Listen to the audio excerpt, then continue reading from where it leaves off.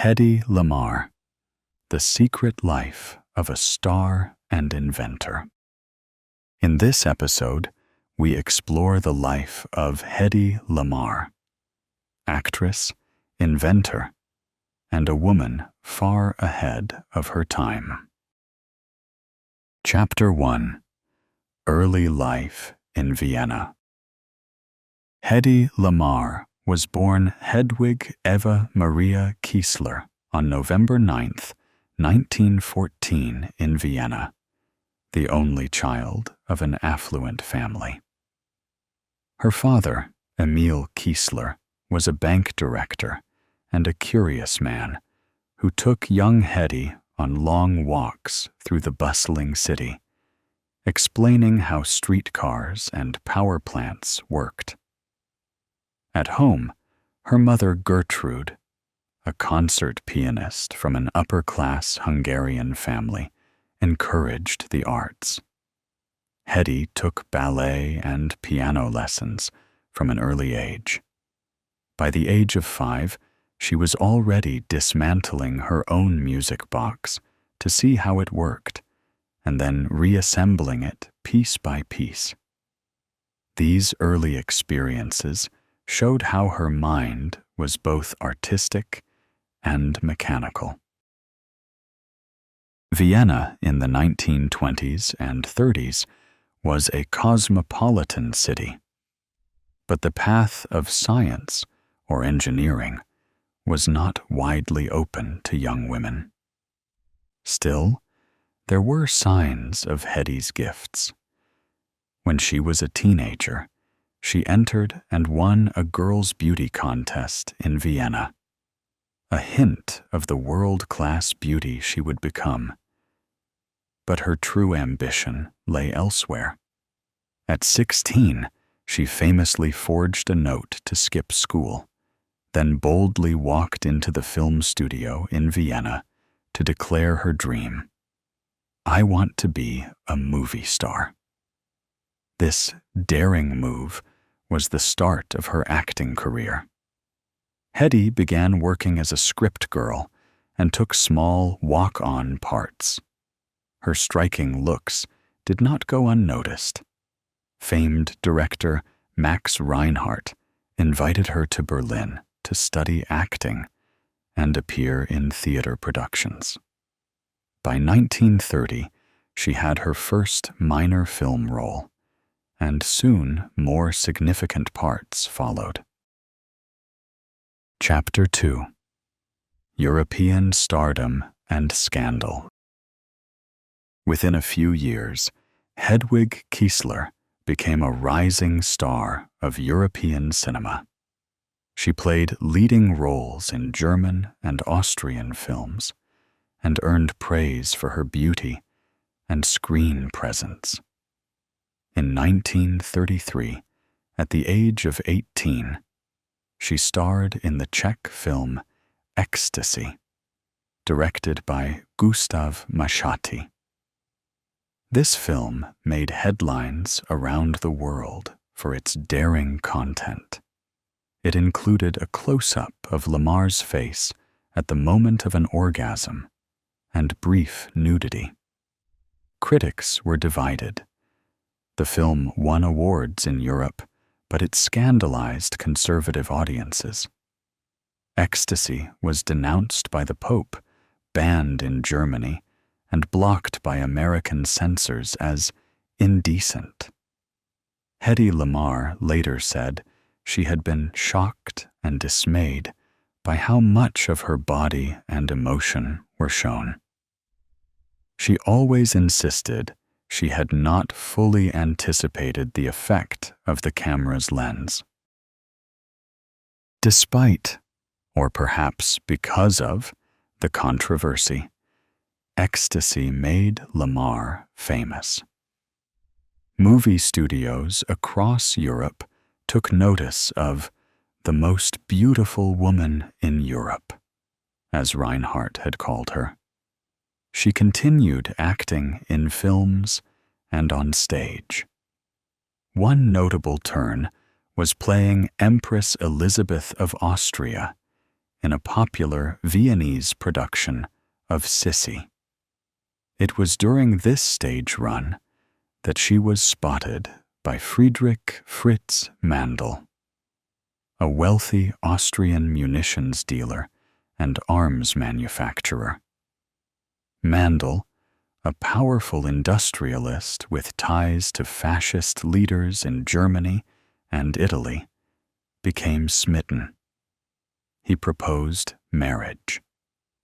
In August 1933, Hedy Lamarr, now only 18, married Fritz Mandl at Vienna's Karlskirche. She even converted to Catholicism for the wedding. Mandl's world was very different from the acting sets Hedy had known. She suddenly lived in Mandl's mansion, hosting lavish dinners with military figures and politicians. At these gatherings, she sat quietly at Mandl's side as men discussed the latest weapons deals, bombs, torpedoes, and rockets. Lamarr later recalled that she would be bored out of her mind listening to such technical talk. Yet she was secretly absorbing every word. She later said she felt like an object of art in Mandl's life, a thing to be admired, but neither heard nor given a life of her own. Mandl's controlling nature made it impossible for her to continue acting. Within years, Hedy became deeply unhappy. The brilliant young actress had traded one kind of imprisonment for another. Chapter 3. The Mandl Years and Escape. Mandl forbade Hedy from working in films. He insisted she remain by his side as Austria's First Lady of Munitions. Hedy had no more curtain calls, only cocktail parties and diplomatic banquets. Perhaps worst of all, Mandl grew jealous and paranoid. He accused her of infidelity and watched her constantly. In her ghost-written memoir, she would later describe their marriage as stifling and herself as having no mind, no life of its own. What she did have was an ear for every secret whispered at Mandl's table. Through her role in the family business, she learned about Austrian arms production and even witnessed planning conversations among Nazi and Italian officials. Those overheard secrets of radio-controlled torpedoes and frequency jamming would later fuel her inventions. In 1937, sensing the darkening future in Europe and desperate to be free, Hedy devised her escape. On a pretense of accompanying Mandl to London on business, she persuaded him to let her travel to England. Once in London, she quietly refused to return to Austria. Within weeks, she severed ties with Mandl. This was a bold and dangerous move. Austria was sliding toward alliance with Hitler's Germany, and Mandl himself had connections to fascist powers. By leaving him, Hedy had also left behind that old life for good. She arrived alone in London in mid-1937, her spirit at last unshackled. In London, fate intervened again. Louis B. Mayer, co-founder of MGM Studios, was on the lookout for European talent, especially actors who needed to flee the continent. Hedy met Mayer and signed a contract to move to Hollywood. As a final stop, both traveled on the luxury liner SS Normandy in late 1937. Cleverly, Hedy negotiated for a far higher salary than Mayer first offered. And Meyer had one other condition. The name Hedwig Kiesler sounded too foreign. He renamed her Hedy Lamarr, borrowing from the name of an old silent film star, Barbara Lamarr. With that, a new Hollywood career, under a new name, was about to begin. Chapter 4. A New Star in Hollywood. By early 1938, Hedy Lamarr had arrived in America. Her first Hollywood film, the romantic drama Algiers, 1938, was a sensation. Lamarr's striking beauty and screen presence made audiences take notice immediately. Metro-Goldwyn-Mayer put her under contract and soon cast her in one hit after another.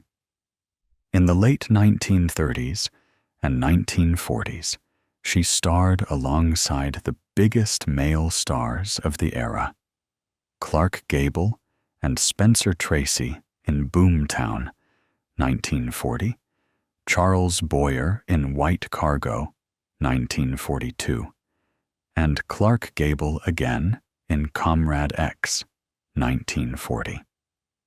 In 1949, she played Delilah opposite Victor Mature in Cecil B. DeMille's epic Samson and Delilah, which became her biggest box office hit.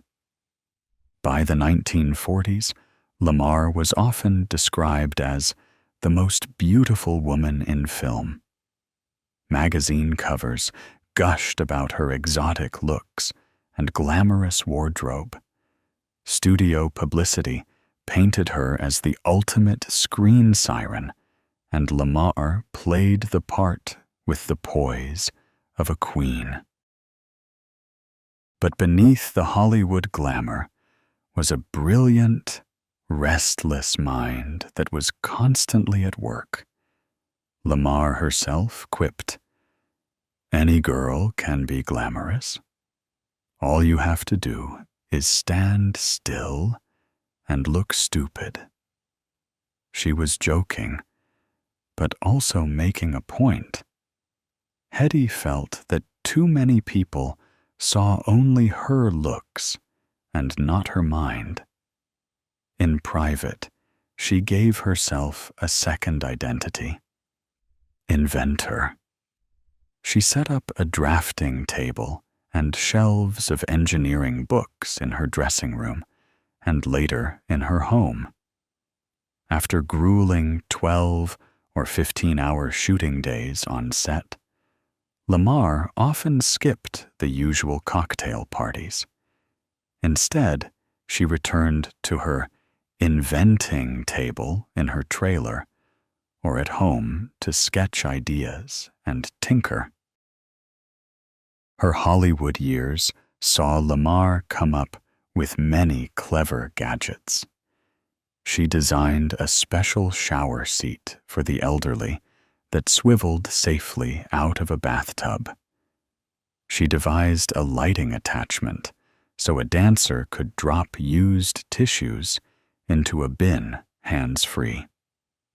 She even thought up a glow-in-the-dark dog collar so that pets could be seen at night. One story, perhaps apocryphal, goes that she invented a tablet that, when dropped into water, produced a fizzy drink, a kind of instant soda. Her aircraft-loving friend Howard Hughes, who made movies and built airplanes, was impressed by one of her sketches. Hedy had studied the fastest bird and the fastest fish, and she combined their wing and fin designs into a new airplane wing. Hughes, observing the drawing, reportedly told her simply, "You're a genius." Throughout her time in Hollywood, Lamarr maintained a routine of acting by day and inventing by night. She taught herself electronics and mechanics well enough to speak with engineers and scientists on a professional level. Yet she kept this side of herself largely secret. Only a few close friends and colleagues knew that beneath the sequins was a serious inventor. As the world around her moved closer to another great war, Hedy Lamarr's thoughts increasingly turned to what she might do to contribute beyond playing a queen or a spy on the silver screen. Chapter 5: The Wartime Inventor. By 1939, World War II had broken out in Europe, and Lamarr watched with growing concern. She had left Austria just in time. In March 1938, Hitler annexed Austria, the Anschluss, and the skies darkened for anyone with Jewish heritage or anti-Nazi leanings. Hedy herself never spoke much about her Jewish ancestry. Her father was Jewish, her mother had converted to Christianity, but she was keenly aware that returning to Europe would be dangerous. America was now her home, and she felt grateful to be safe on the West Coast. But gratitude alone was not enough. Hedy Lamarr wanted to help the Allied cause. According to her biography, Lamarr felt a sense of guilt watching newsreels of children starving in Europe, or seeing Allied ships torpedoed by German U-boats. One incident especially spurred her. In 1940, a Nazi submarine sank a British ship carrying many children, and most perished. Lamarr was deeply disturbed. She told friends she could not simply enjoy fame and fortune in Hollywood while such tragedies occurred. "We must do something," she decided. The opportunity came in 1940, almost by chance, at a dinner party in Hollywood. Hedy met composer George Antheil, an avant-garde musician whose brother had recently been killed while on government duty in Finland. They discovered a shared sense of outrage over the war. Hedy confided that during her time with Mandel, she had overheard details of torpedo design and other advanced munitions. Now, sitting on opposite sides of the Atlantic, she and Antheil wondered, could they invent a new way to help sink those German U-boats? What Lamarr and Antheil conceived was striking in its creativity. Torpedoes of the era could be guided remotely by radio signals, but the enemy could jam those signals, sending the torpedoes off course. Hedy and George hit on an idea inspired by music. Both enjoyed experimentation.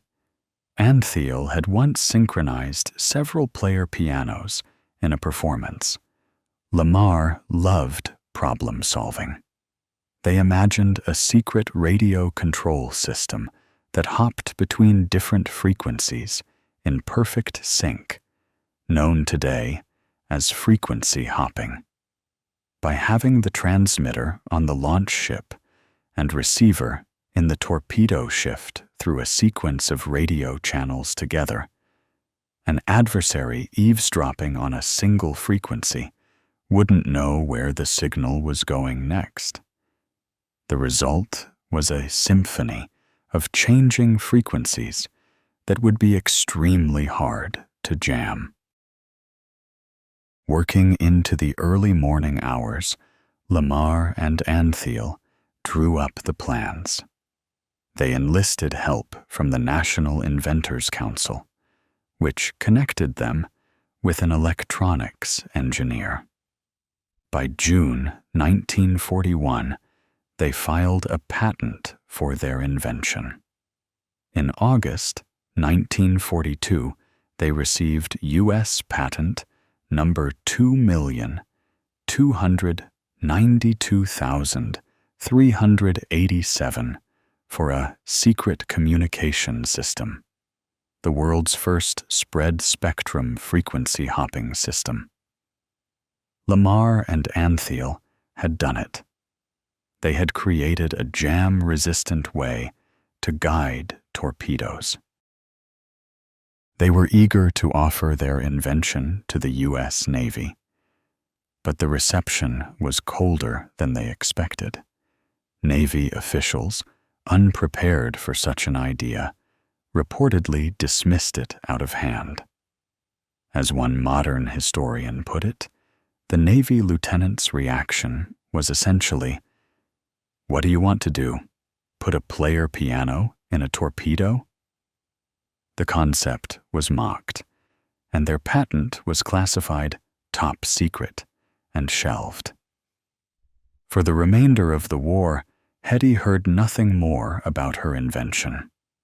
In fact, she and Antheil returned to acting and composing, assuming their brief fling with engineering was over.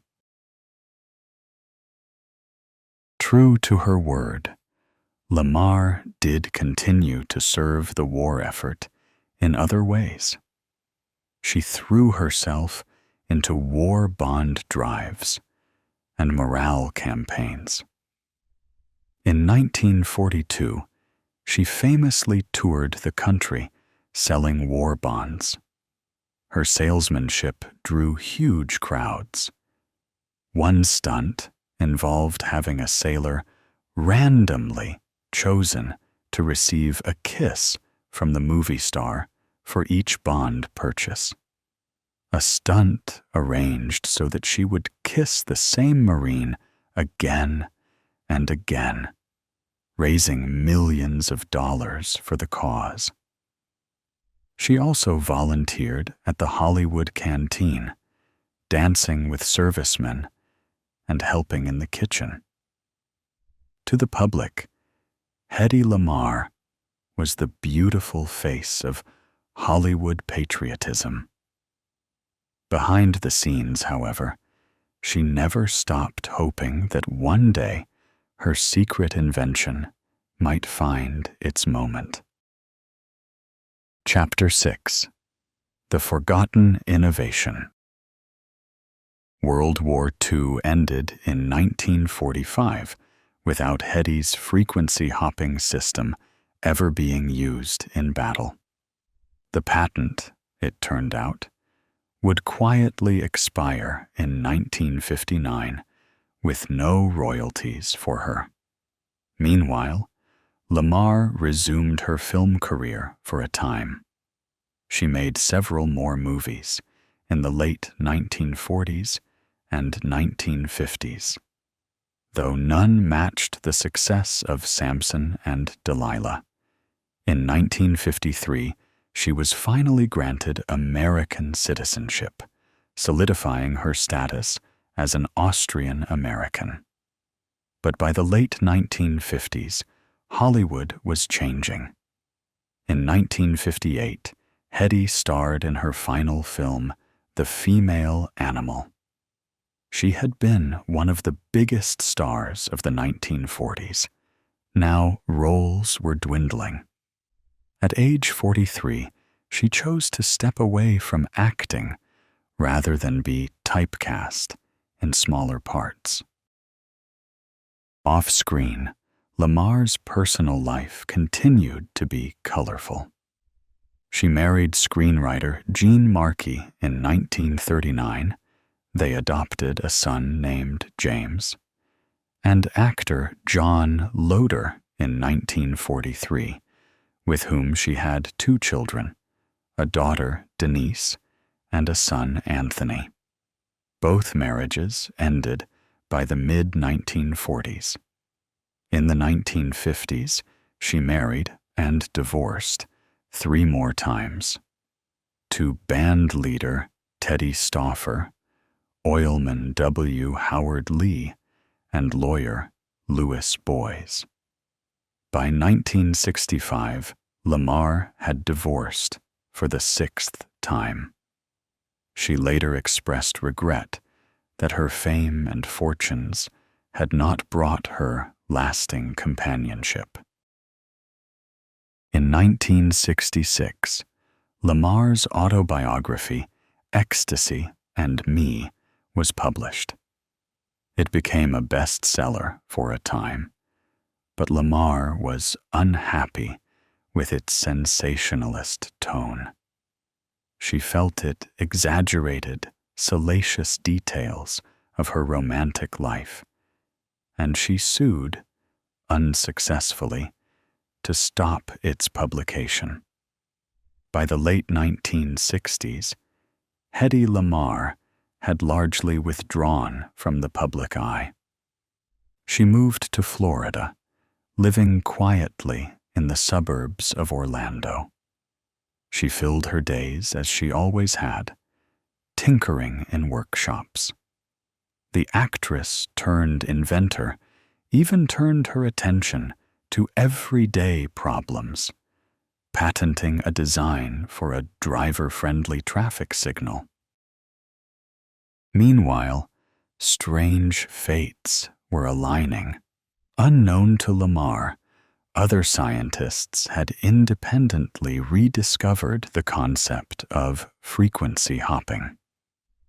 In the 1950s, a company built secret submarine communication gear using spread spectrum techniques.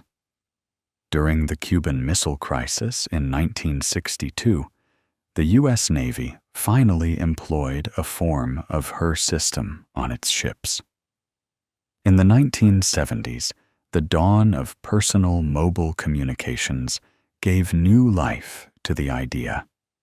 Car phone networks and early cell phone systems used frequency hopping to let many calls share a narrow band of spectrum. By the 1990s, the U.S. Federal Communications Commission made frequency hopping a standard for secure radio links, the very foundation of technologies like Bluetooth and Wi-Fi.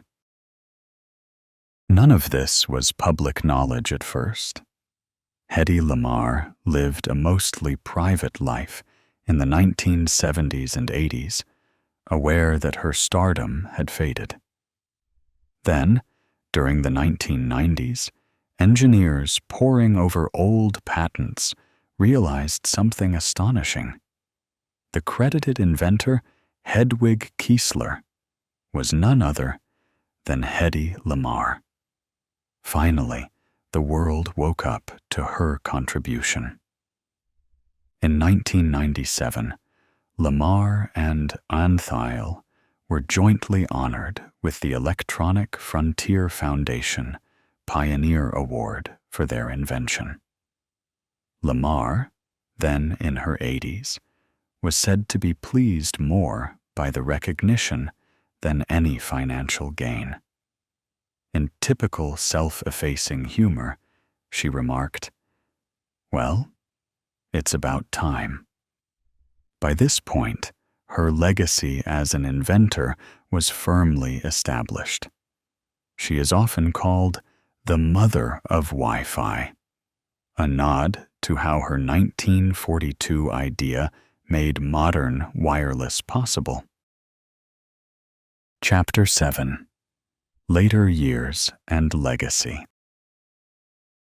Hedy Lamarr spent her final years far from the Hollywood spotlight.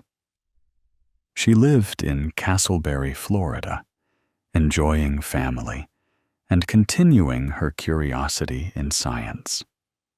Even in old age, she joked that inventions come easily to her, as if it were second nature.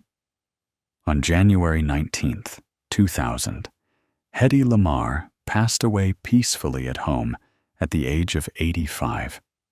As she had requested, some of her ashes were scattered in the Vienna woods, a final touch of her connection to her birthplace. Since her death, recognition of Hedy Lamarr's story has grown worldwide.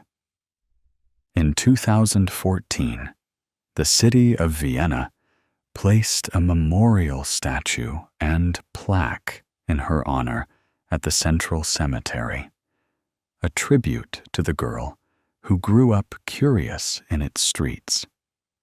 The same year, she was posthumously inducted into the National Inventors Hall of Fame. Documentaries and articles have celebrated how this one-time Hollywood icon broke the mold of her era. Lamarr's life stands as an inspiring paradox. A woman renowned for her outer beauty, who also possessed an extraordinary inner brilliance. Today, Hedy Lamarr is remembered not just as a glamorous star of the silver screen, but as a visionary whose work helped shape the wireless world. Her story reminds us that genius can shine in unexpected places. In every Wi-Fi signal and Bluetooth connection, a piece of Hedy's spirit lives on. And that, perhaps, was the greatest legacy of the woman who once quipped that improving things comes naturally to her.